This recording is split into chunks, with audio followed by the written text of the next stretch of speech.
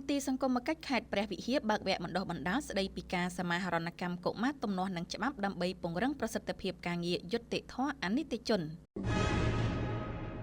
នេះព្រឹកថ្ងៃទី16ខែមិថុនាឆ្នាំ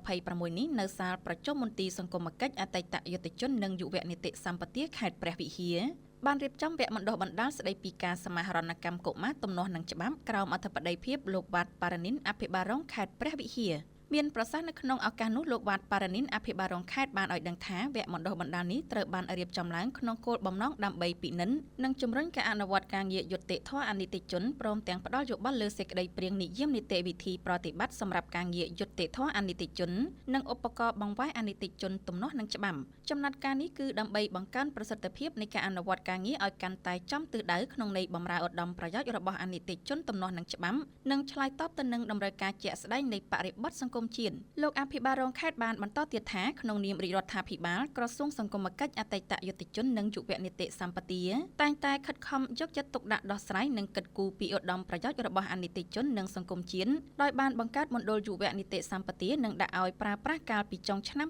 2021កន្លងទៅដើម្បីទទួលអនីតិជនទំនាស់នឹងច្បាប់ដែលត្រូវបានផ្ទេរមកពីមណ្ឌលអប់រំកែប្រែនិងពន្ធនាគាររាជធានីខេត្តក្នុងគោលបំណងធ្វើការអប់រំកែប្រែស្ដារនីតិសម្បទានិងធ្វើសមាហរណកម្មពួកគេទៅកាន់សហគមន៍វិញការបង្កើតមណ្ឌលនេះគឺសម្រាប់ទទួលអនីតិជនទំនាស់នឹងច្បាប់ដែលមិនត្រូវតាមលក្ខខណ្ឌនៃការបង្វែរសម្រាប់អនីតិជនដែលបរាជ័យក្នុងការអនុវត្តវិធានការបង្វែរជាច្រើនលើកនិងសម្រាប់អនីតិជនដែលតុលាការបានរកឃើញថាបានប្រព្រឹត្តបទឧក្រិដ្ឋដល់ឡែកចំពោះលទ្ធផលនៃការអនុវត្តការងាររបស់ភ្នាក់ងារសង្គមគិច្ចនៅក្នុងឆ្នាំ2026នេះក្រុមការងារបានរៀបចំរបាយការណ៍ស្ដីពីការប៉ាន់ប្រមាណសុខុមាលភាពនិងស្ថានភាពសង្គមរបស់អនីតិជនទំនាស់នឹងច្បាប់ចំនួន46ករណីដាក់ជូនទៅសាលាដំបងខេត្តព្រះវិហារគួរបញ្ជាក់ផងដែរថាគិតត្រឹមខែមិថុនាឆ្នាំ